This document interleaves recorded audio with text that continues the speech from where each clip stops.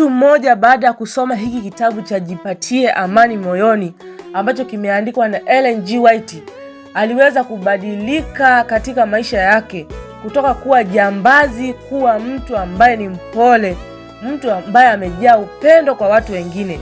Huyu mtu alikuwa ni jambazi, na mtu mmoja ambaye ni mwinjilisti aliweza kupeleka kitabu katika nyumba yake.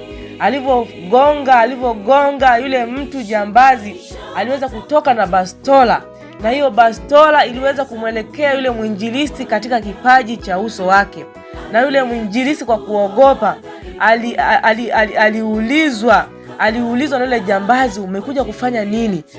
Yule mwinjilisti akajibu akasema kwamba nimekuletea kitabu kidogo, kitabu kizuri.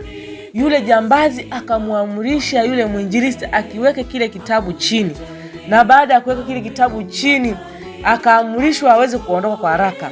Yule mwinjilisti aliweza kuondoka, na baada ya kuondoka alikaa kama miaka 5. Akarudi katika lile eneo.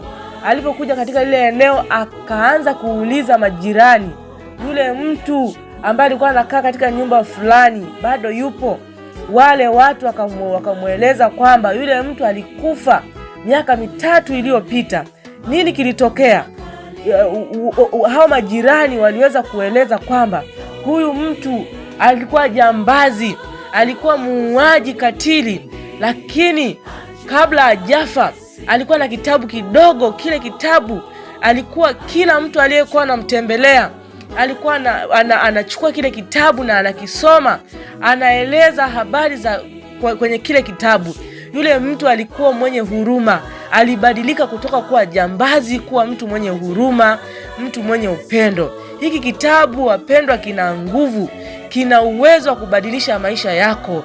Kisome hiki kitabu kama unapata changamoto katika maisha yanakusababisha kukosa amani, kukosa furaha katika moyo wako.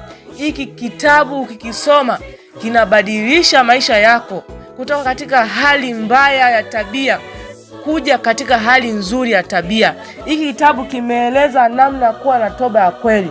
Hiki kitabu kimeeleza namna kuwa na ungamo zuri, ungamo la kweli. Hiki kitabu kimeeleza jinsi ambapo sisi ni dhaifu, tunamhitaji Yesu Kristo aweze kubadilisha maisha yetu.